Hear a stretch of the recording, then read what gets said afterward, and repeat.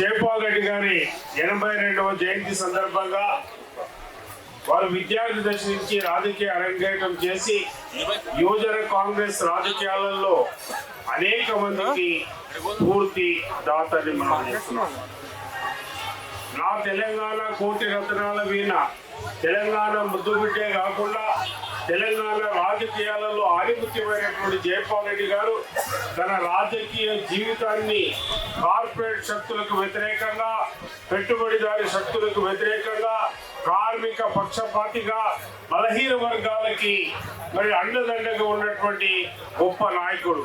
Singareni college coal పెట్టులో ఆ రోజు ఉన్నటువంటి యాజమాన్యాలు ఒక పక్కన, మరొక పక్కన సమ్మెలతో మొత్తం తెలంగాణ అట్టుడుతున్నటువంటి పరిస్థితులలో వారు గొప్ప పార్లమెంటరియన్ గా అనేక సమస్యలు, తెలంగాణలో అతిపెద్ద సమస్య అయినటువంటి ఆ సింగరేణిని పరిరక్షించాలనేటువంటి ఉద్దేశంతో బిఎంఆర్ నుంచి విముక్తి కలిగించడంలో గొప్ప మరి సేవలు అందించినటువంటి జైపాల్ రెడ్డి గారిని మనం ఎప్పుడు మరవలేమని మనం చేస్తున్నా.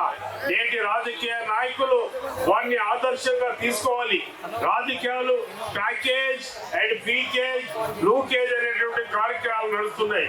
ఆ రాజకీయాన్ని ప్రక్షాళన చేయాలంటే జైపాల్ రెడ్డి లాంటి గొప్ప నాయకుడిని మరి ఆదర్శంగా తీసుకుని రాజకీయాలు చేయాల్సినటువంటి అవసరం ఎంతైనా ఉందని మనం చేస్తూ, వారు తన మంత్రివర్గంలో కేంద్ర మంత్రిగా ఉండి కార్పొరేట్ శక్తుల ఒత్తిడికి వ్యతిరేకంగా తన యొక్క శాఖనే మార్చుకున్నటువంటి గొప్ప విలువలు ఉన్నటువంటి జైపాల్ రెడ్డి గారిని మనం ఆదర్శంగా తీసుకోవాలని చెప్తూ, మరి వాళ్ళ కుటుంబ సభ్యులకి ఎప్పుడు కూడా on behalf of federation of Indian trade unions, మా ట్రేడ్ యూనియన్స్ అడ్వైజర్ గా ఉండేవారు కాబట్టి వారిని ఆదర్శంగా తీసుకోవాలని ఈరోజు డాక్టర్ మరి నీలకంఠేశ్వర గారు వారు బాగా మిత్రులని మనం చేస్తుంది.